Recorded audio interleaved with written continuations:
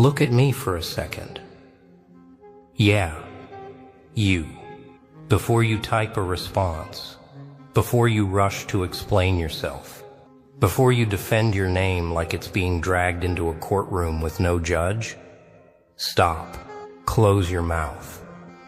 This moment isn't asking for your voice. It's challenging your discipline.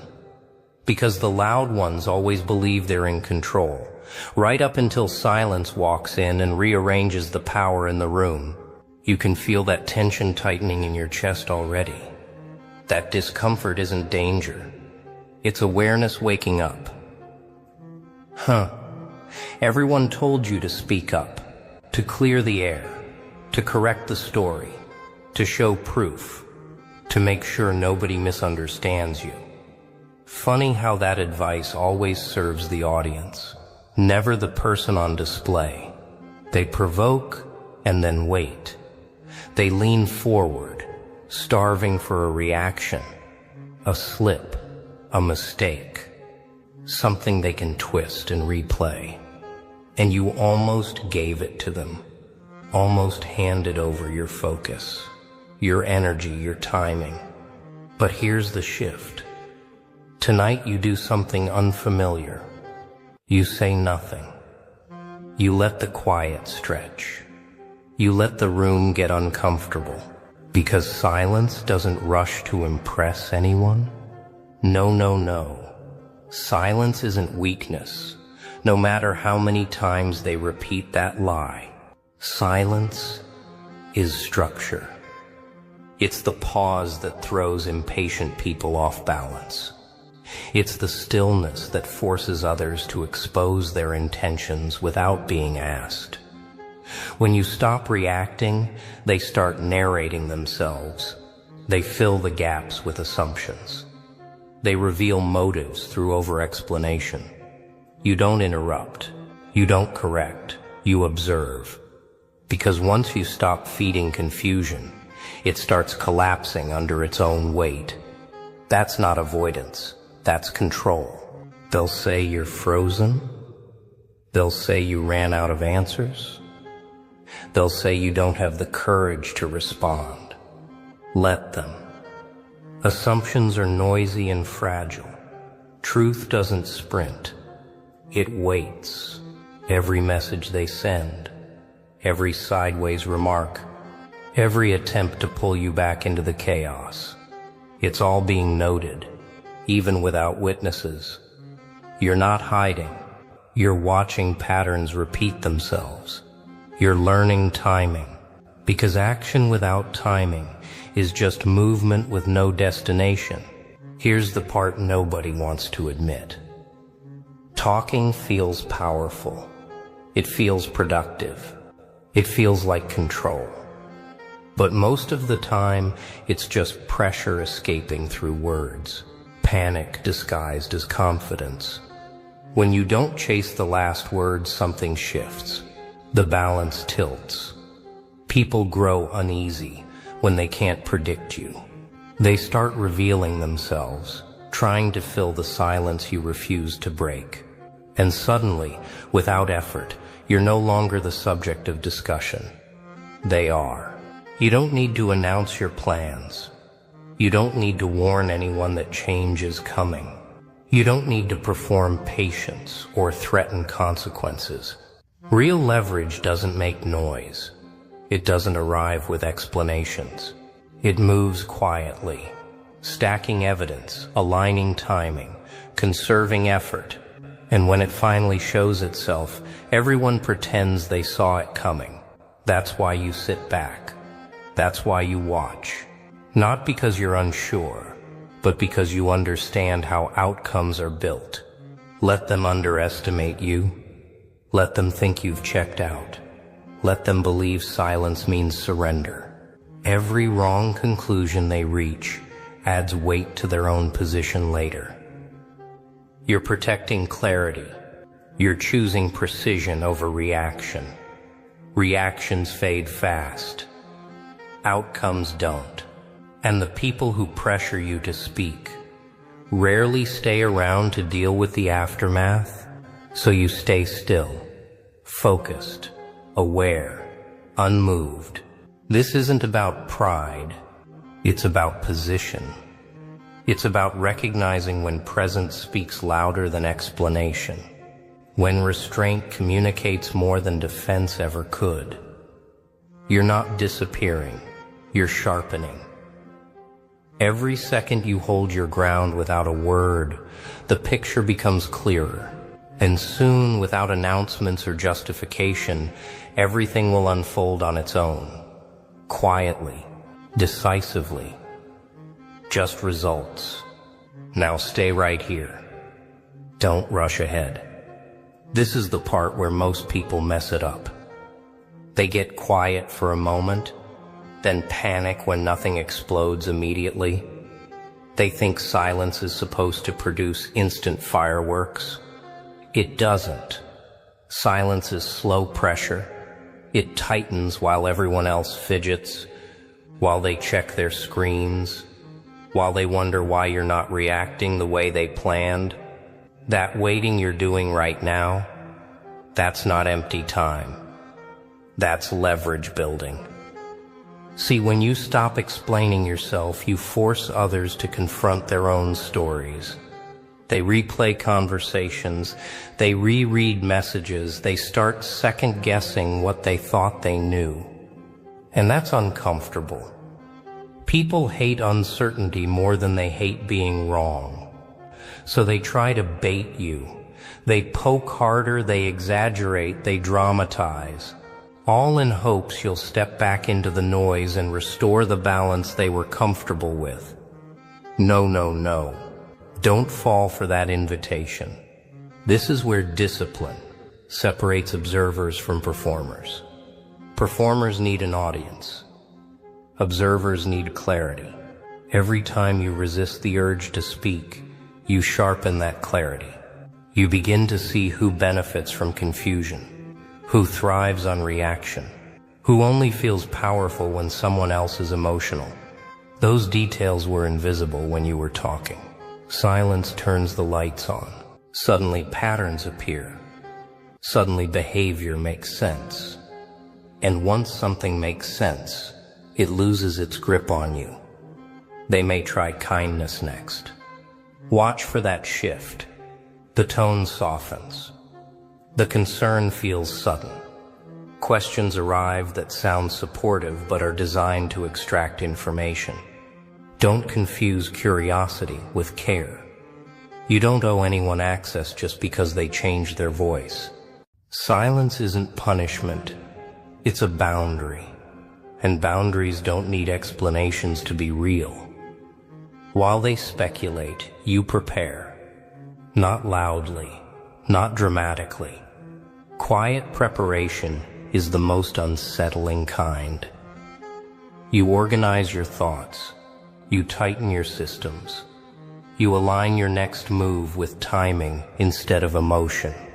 This is where growth actually happens. Away from the spotlight. Nobody applauds restraint in real time. They only notice it after outcomes appear, and they can't figure out how you got there so calmly. Here's the uncomfortable truth. Some people only respected you when you were reactive, when you were predictable, when they could push a button and get a response on demand. Your silence breaks that contract, and they will resist it. They'll label it arrogance, distance, indifference. Let them label it whatever helps them sleep. Labels don't change position. Understand this clearly. Watching doesn't mean doing nothing. It means choosing when to act. It means letting others reveal the terrain before you step forward. When you finally speak, if you even need to, your words land heavier because they're rare. They're precise. They're backed by observation instead of impulse. And sometimes the most powerful move is realizing you don't need to say anything at all. You might feel the urge to defend your character. That urge comes from pride, mixed with fear.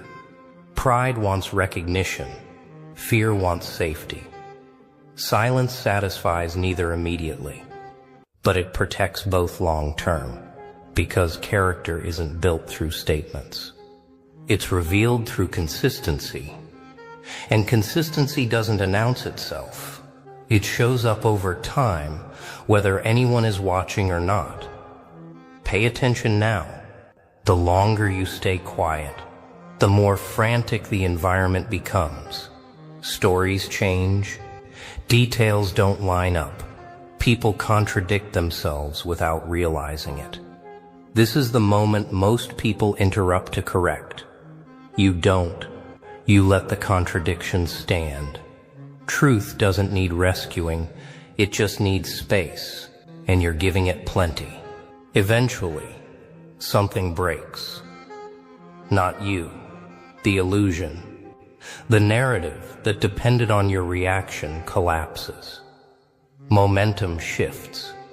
The same voices that demanded explanations start acting cautious, measured, defensive. That's not coincidence. That's pressure working silently. And you didn't have to raise your voice once. So keep sitting back, keep watching, keep choosing restraint over noise. You're not missing your moment. You're allowing it to mature. When the time comes, action will feel natural, not forced, clear, not chaotic. And when everything finally unfolds, there will be no need to say, "I told you so." The outcome will speak with a calm that no argument ever could. Now listen carefully, because this is where restraint turns into authority. Not the loud kind, the kind that doesn't ask for permission. By now, the environment has changed. You can feel it. The tone around you isn't playful anymore. It's cautious, calculated. People measure their words when they realize you're no longer predictable. That shift didn't happen by accident. It happened because you stopped performing and started positioning yourself. At this stage, your silence has weight. It follows you into rooms. It lingers in conversations you're not part of. People mention your name and pause, not because they know more, but because they know less. And uncertainty makes people careful. Careful people make fewer bold moves. Fewer bold moves mean fewer mistakes for you to clean up later. You didn't demand respect. You created conditions where it became necessary. This is where temptation returns, sharper than before. You'll feel the urge to finally speak, to close the loop, to deliver the perfect line that explains everything. That urge isn't intuition. It's impatience dressed up as confidence. No.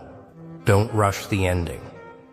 Endings land harder when they arrive on their own, without narration. Let curiosity do the heavy lifting for you. Notice how attention shifts. You're no longer chasing it. It comes to you sideways. Quiet questions, indirect checks, people trying to read your face instead of your words. That's influence. Influence doesn't shout, it invites projection. And people will project their fears, their expectations, their assumptions onto you. Let them. Projection reveals more about the projector than the subject. You're also learning something important about yourself. You're realizing how much energy used to leak through unnecessary explanations. How often you spoke just to ease tension that wasn't yours to manage. That awareness changes posture, changes pacing, changes decisions. You move slower now, not because you're unsure, but because you're deliberate. Here's the quiet victory. You don't need validation anymore. Not in real time. Not from the same people who benefited from your reactions. When validation isn't your fuel, manipulation loses its grip. There's nothing to pull, nothing to threaten, nothing to bait. And that kind of independence unsettles people who relied on access to your emotions. Some will test you one last time. A final push, a manufactured crisis. A dramatic moment designed to force a response. This is where many people stumble. They mistake urgency for importance. Urgent doesn't always mean meaningful. Often it just means someone else is losing control. You stay steady. You assess. You act only if action serves your long-term position. When you do move, it won't be chaotic. It will be clean, minimal, effective. Maybe it's a decision. Maybe it's a boundary enforced without explanation. Maybe it's progress that speaks louder than any statement ever could. Whatever it is, it won't come with noise. It won't come with justification. It will simply exist. And existence, when undeniable, ends arguments. Understand this. You were never silent because you had nothing to say.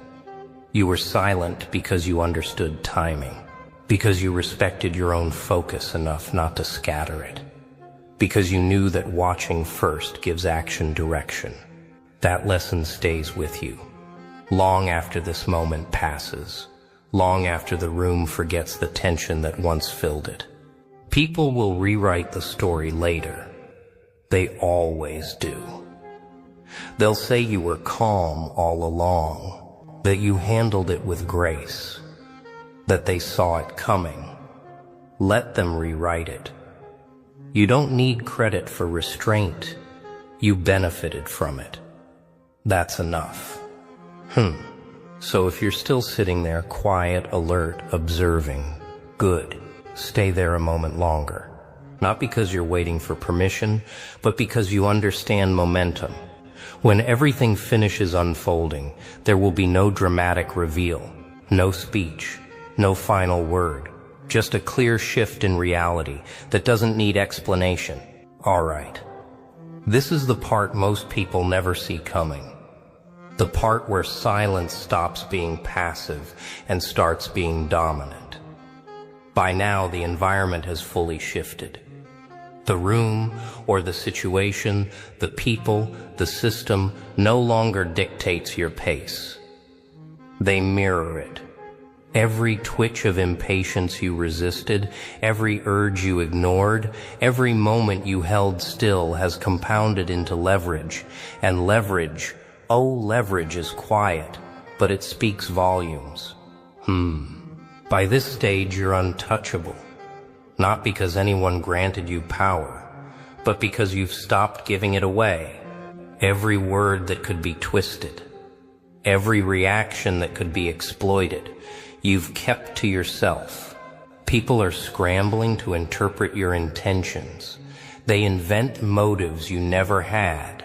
They speculate endlessly, hoping the silence will break.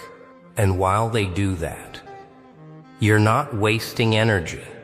You're building, organizing, planning, observing, all of it invisible, all of it precise. Somewhere in this quiet, a truth becomes undeniable. Influence doesn't require noise. Presence doesn't need applause. Restraint is stronger than reaction. Hushed focus, when mastered, outweighs the chatter of 10 voices. It's intoxicating to watch. If you can stop yourself from interfering. The people around you are handing you insight for free, and you're just sitting there collecting it. They think they're in control. You know better. This is where patience hits its climax. The waiting isn't tedious, it's surgical. You've conditioned the environment, calibrated the tension, measured the impulses of everyone around you. And now, the final act begins without your interference. You don't shout. You don't confront. You let outcomes arrive on their own terms. Every slip, every overreach, every inconsistency becomes evidence, proof, momentum. You didn't force it. You orchestrated it quietly, like a shadow moving behind the scenes. Some will still try to provoke you. A final push, a desperate nudge, an attempt to reclaim lost control. Watch it happen. Predict it. Enjoy it. Almost. Every attempt to disrupt your silence exposes more about them than about you. They're losing balance. You're not. And that contrast is visible even if they never admit it. No. Never interrupt that flow.